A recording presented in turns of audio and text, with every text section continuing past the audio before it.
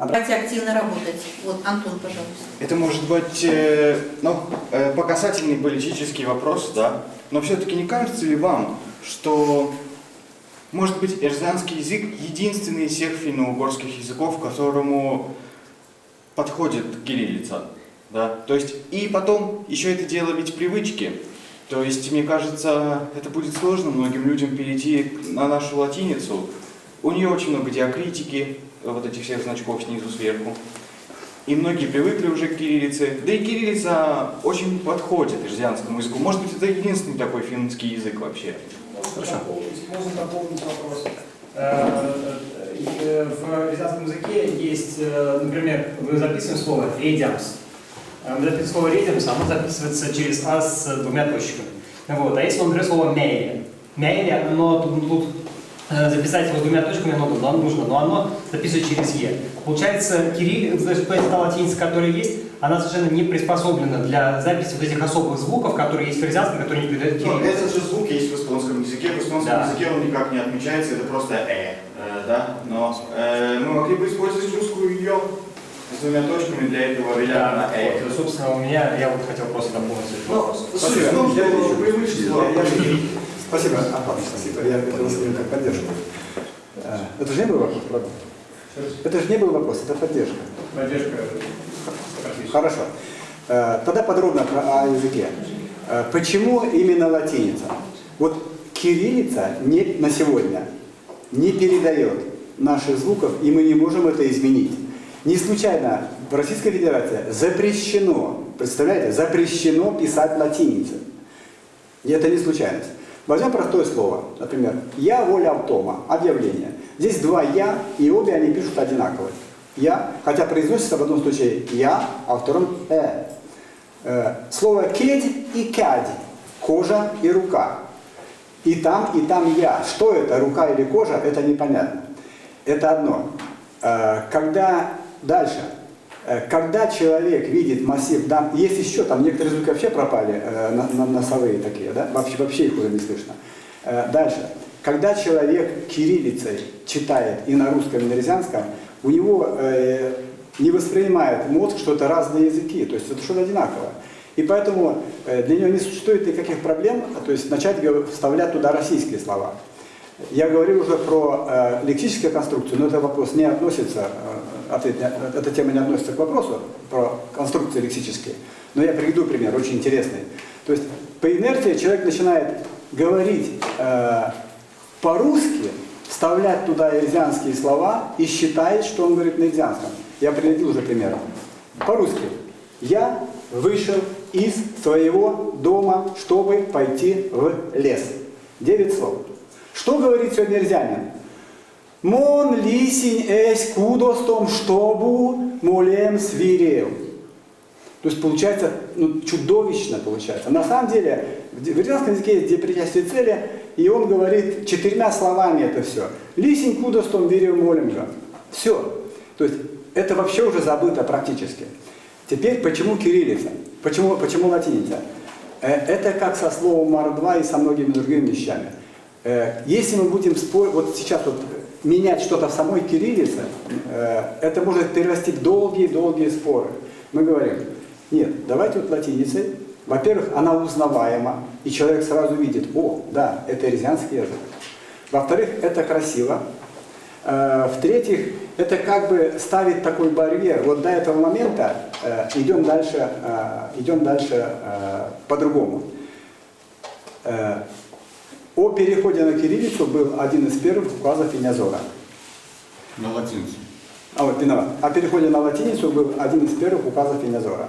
После этого, там не было такого, как некоторые говорят, что давайте вот завтра с 8 часов утра мы все говорим, пишем латиницей. Там не было такого сказано. Там было сказано, что это нужно проработать, исследовать, изучить и пробовать. В течение более чем полугода мы перепробовали несколько вариантов. Начали с варианта уважаемой Нины Осьмяя, которая живет в Тарту и которая должна была быть здесь, но она себя плохо чувствует, она не смогла приехать. Это была серьезная работа Нины Осьмяя, но там было очень много разных знаков, пользоваться было неудобно, а нужно же было все это еще, чтобы клавиатура была, нужно было, чтобы был алфавит. Мы пробовали еще некоторые алфавиты, которые использовались в 90-х годах. Три попытки было. Причем каждая попытка была, можно посмотреть на сайте Неозора, как эти документы менялись. Там вот написано латиницей Осмяя, вот написано латиницей 90-х годов Ирюша там, и прочие уралистики, а вот Михаила Потапова. И это было не по 2-3 дня. Это работали люди, которые пробовали писать, читать. И вот Боягини здесь нет, но она говорит, что на латинице трудно читать, очень трудно читать первые 30 слов. Потом ты не замечаешь, что это латиница. И я это подтверждаю, я могу читать на латинице и писать на латинице. В конце концов, мы постановили, что, еще раз, это не, как бы сказать, не закон такой, что надо подчиняться, но мы должны что-то делать централизованно, системно, потому что если будет 100 центров разных, 100 мнений разных сегодня у ирзян, по принципиальным вопросам или не по принципиальным, неважно, то есть это нас делает слабыми.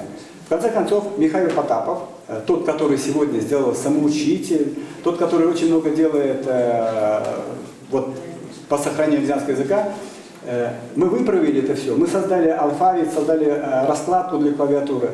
И мы выпускаем новости, мы размещаем новости, текстовые новости, и мы смотрим, что их люди читают. Их люди читают, даже смотрят, читают, и не пишут комментарии на латинском, но многие уже пишут. Поэтому это не призыв завтра писать латиницей. Мы говорим, это так должно быть, мы так считаем, это наше мнение. Вы можете думать абсолютно по-другому. Никто же не говорит, что за кириллицу нужно там расстреливать или сажать, в отличие от советской власти московской. Нет, это наша попытка, но мы должны сделать свой шрифт, если мы хотим отбросить все, что нас держит. Все, что нас держит, как слово мордва, как кириллица, мы должны переродиться. И вот одно из этих и вот может именно для этого нам нужно начать писать латиницей. Но это не будет завтра. Мы говорим, мы делаем новые слова, нам говорят, зачем ты так говоришь, Балмуро? Мы не заставляем. Но это слово осталось в языке народном. Мы говорим мелькстиамс, мы говорим много-много других слов, которые возникли вот за последние там 3-5 лет. И они уже живут самостоятельно. Если слово плохо придумано, оно теряется. Поэтому на сегодня вопрос с кириллицей, его можно отложить. Вот есть, извините, системно указ Неозора, он никого не заставляет, вот это пользуется системным языком, кто-то читает, кто-то не читает, мы будем дальше идти. Надеемся, что в нашем государстве этот вопрос будет решать Институт ирзянского языка, и он нам скажет, как лучше исследует, приведет работы лабораторные, там, исследовательские, и мы скажем, да, хорошо, вот так. На сегодня вы имеете право на свое мнение, но у вас такая есть указ Неозора, и секретариат Неозора, а Тянезем документы свои пишет на латинском языке. Ну, меня вы убедили, потому что мне кажется, что латиница это как такой, получается, символ, онтологический, бытийный символ новый. Может быть и так, может быть и так. Да, спасибо. Есть еще вопрос? Еще? Вот у нас, я просто хотел добавить, что у нас как раз в Карелии единственная республика, в которой язык коренного народа не признан вторым государственным, потому что мы не хотим использовать кириллицу. Да, тогда можно мне еще дополнить, что все-таки такой провокационный вопрос про кириллицу, потому что это все-таки символ оккупации, нужно это не забывать, что для нас, для финно-угорских народов, кириллица это как и там религия, и в общем это элемент культуры, скажем, замещения. То есть если мы забываем, то есть, латиница это как очередной мост между западными народами, которые с нами которые от нас отщепились, это Финляндия, Эстония, Венгрия, то есть это наши, то есть мы должны стремиться именно объединиться, иметь родство и связи именно с нашими народами, а не с чуждыми какими-то элементами. Это важный геополитический подход вот, в нашем представлении. Спасибо. Спасибо. Спасибо. Жмем вашу руку.